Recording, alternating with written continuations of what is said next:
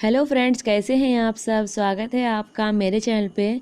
आज हम बनाने वाले हैं रसगुल्ले। जी हाँ, कुछ टिप्स और ट्रिक्स के साथ मैं आपको बताने वाली हूँ कि हम घर पे सॉफ्ट रसगुल्ले कैसे बना सकते हैं।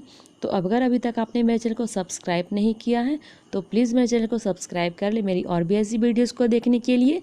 तो चलिए वीडियो को स्टार्ट करते हैं और जानते हैं हम घर पर सॉफ्ट रसगुल्ले कैसे बना सकते हैं। मैंने यहाँ पे 2 केजी भैंस का दूध लिया है। ये फुल क्रीम दूध है। आप चाहे तो गाय का दूध भी यहाँ पे यूज़ कर सकते हैं। तो हमने दूध को गर्म करने रख दिया है। इसमें उबाल आ चुका है। तो अब हम गैस का फ्लेम बंद कर देते हैं और इसे ठंडा होने देते हैं।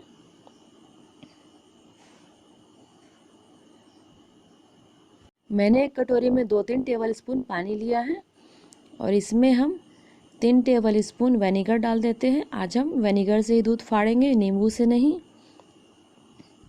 तो इसे मिक्स कर लेते हैं। इस तरह से हम दूध को ठंडा कर लेते हैं, क्योंकि गर्म दूध में हम विनेगर नहीं डालेंगे, नहीं तो हमारे रसगुल्ले कड़े बनेंगे, सॉफ्ट नहीं होंगे। तो इस तरह से हमने 2-3 मिनट के लिए दूध को ठंडा कर लिया है। तो अब हम इसमें थोड़ा थोड़ा विनेगर डाल के इस तरह से दूध को चला लेते हैं। हमने विनेगर को डायरेक्ट यूज़ नहीं करना है। जैसे हमने पानी में लेके यूज़ किया, आप भी बिल्कुल वैसा ही करें। तो इस तरह से हम थोड़ा थोड़ा विनेगर डाल के इसे अच्छे से मिक्स कर लेते हैं। तो आप देख सकते हैं दूध हमारा फटने लगा है। तो हमारा सारा विनेगर इसमें यूज़ हो चुका है और ये हमारा पनीर भी अच्छे से फट चुका है। मैं आपको दिखाती हूँ। ये अच्छे से दूध अलग हो चुका है और ये हमारे छेने भी अलग हो चुके हैं। तो अब हम इसे छान लेते हैं। यहाँ पे मैंने कॉटन का कपड़ा लिया है, तो हम कॉटन के कपड़े में इसे छान लेते हैं।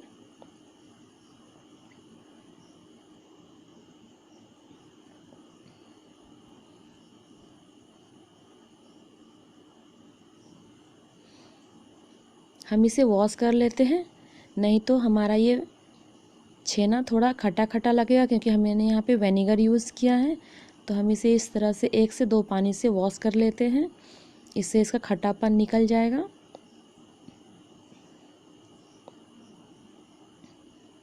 तो अब हम इसे इस तरह से दबा के इसका एक्स्ट्रा पानी निकाल लेते हैं।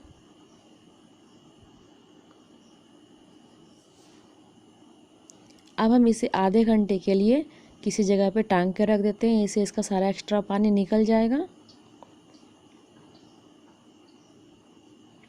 तो हमने इसे निकाल लिया है। हमने इसका सारा एक्स्ट्रा पानी नहीं निकालना है, नहीं तो ये पूरे सूखे सूखे बनेंगे। थोड़ा मॉइस्चर हमें इसमें चाहिए। तो ये अभी दानेदार हैं, ये हमारे रसगुल्ले के लिए अच्छे नहीं हैं। तो हम अब इसे मैश कर लेते हैं। हथेली की सहायता से हम इसे इस तरह से मैश कर लेते हैं। ये बहुत ही इम्पॉर्टेंट प्रोसेस है, तो प्लीज़ आप इसे ध्यान से देखें। हमने इसे 3 से 4 मिनट के लिए इस तरह से मैश कर लिया और ये बहुत ही अब चिकना हो चुका है, आप देख सकते हैं। तो अब हम इसमें 1 टेबल स्पून कॉर्नफ्लोर डाल देते हैं। जी हाँ, हम इसमें आज मैदा यूज़ नहीं करने वाले हैं, लेकिन अगर आप चाहें तो ऐसे आप यहाँ पे मैदा यूज़ कर सकते हैं।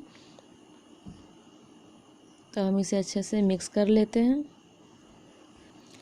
और अब हम इसे 2 से 3 मिनट के लिए इस तरह से फिर से हम इसे मैश कर लेते हैं। हम जितना इसे इस तरह से मैश करेंगे, हमारे रसगुल्ले उतने ही स्पंज बनेंगे। तो हमने 4 से 5 मिनट के लिए इसे मैश कर लिया है। दूसरी तरफ हमने एक पतीले में चीनी डाल दिया है। यहाँ पे मैंने 200 ग्राम चीनी लिया है, तो हम यहाँ पे 3 कप पानी का यूज़ करेंगे।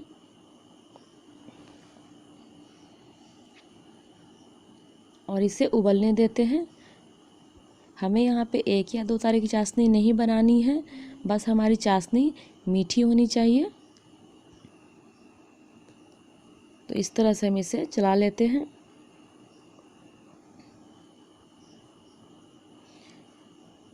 अब हमने यहाँ पे थोड़ा सा मिश्रण लिया है। इस तरह से हम इसे हाथ पे इस तरह से गोल कर लेते हैं। तो ये अभी अच्छे से बंद नहीं रहे, तो हम इसे इस तरह से हाथ पे एक बार इस तरह से अगर मैश कर लेंगे तो फिर हमारे रसगुल्ले अच्छे से बंधेंगे भी। हमने इसे नींबू से भी छोटा आकार का बनाना है, तो मैंने इसे बना लिया है। तो अब हम इसे चाशनी में डाल के चेक कर लेते हैं। अगर ये फटेंगे तो हमारे ये अच्छे नहीं बने हैं, हम इसे थोड़ा सा और मैश कर लेंगे। अगर ये नहीं फटेंगे तो फिर ये हमारा परफेक्ट है। तो ये फट नहीं रहे हैं। तो अब हम इसी तरह से बाकी को भी बना लेते हैं। तो हमने बाकियों को भी इसी तरह से बना लिया है। तो अब हम एक एक करके सारे को चाशनी में डाल देते हैं। तो इस तरह से हम एक एक को चाशनी में डाल देते हैं।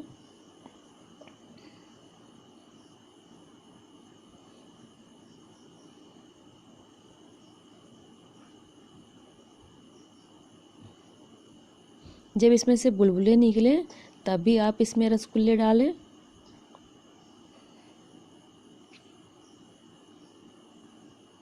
अब हम इसमें 3-4 इलायची डाल देते हैं और 5-6 केसर के धागे को हमने इस तरह से पानी में रख लिया, वो डाल देते हैं। ये टोटली ऑप्शनल है, आप चाहे तो इसे स्किप भी कर सकते हैं। तो अब हम इसे ढक के मीडियम फ्लेम पे 8 से 9 मिनट के लिए इसे पकने देते हैं।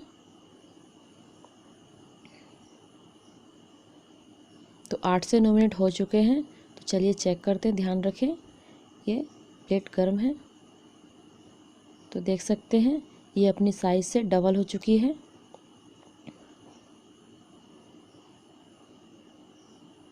तो इस तरह से हम इसे अच्छे से मिक्स कर लेते हैं, चला लेते हैं। अब हम इसे ढक के हाई फ्लेम पे 5 से 6 मिनट के लिए पका लेते हैं।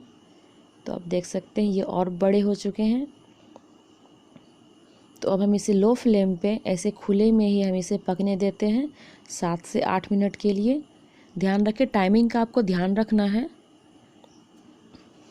तो हमने इसे पका लिया है 7 से 8 मिनट लो फ्लेम पे। तो हम गैस का फ्लेम बंद कर देते हैं और इसे एक प्लेट में निकाल लेते हैं। तो देख सकते हैं हमारे रसगुल्ले कितने परफेक्ट बन के तैयार हुए हैं। तो है ना ये मज़ेदार। तो अगर आपको मेरी वीडियो अच्छी लगी हो तो प्लीज़ मेरी वीडियो को लाइक करें एंड मेरे चैनल को सब्सक्राइब करें मेरी और भी ऐसी वीडियोस को देखने के लिए। और कमेंट में बताएं कि मेरी यह रेसिपी आपको कैसी लगी है। Thank you.